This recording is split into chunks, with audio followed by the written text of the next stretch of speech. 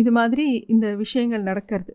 எப்பயுமே கோவில்களில் நிறைய விஷயங்கள் இருக்குது. ஸ்வயம் வியக்த க்ஷேத்திரம்னு சொல்லுவா சில கோவில்களை. ஸ்ரீரங்கம், ஸ்ரீமுஷ்ணம், திருவேங்கடம், முக்திநாத், நைமிசாரண்யம், வானமாமலை, புஷ்கரம், பத்ரிகாசிரமம், இதெல்லாம் வந்து ஸ்வயம் வியக்த க்ஷேத்திரங்கள். அதாவது இன்னொருத்தர் கட்டி அந்த க்ஷேத்திரம் வரல, தானாக தோன்றிய ஸ்தலங்கள் அதெல்லாம்.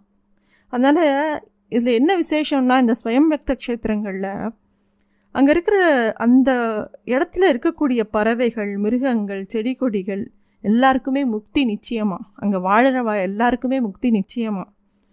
அதில் முதல்ல தோன்றினது தான் ஸ்ரீரங்கம்.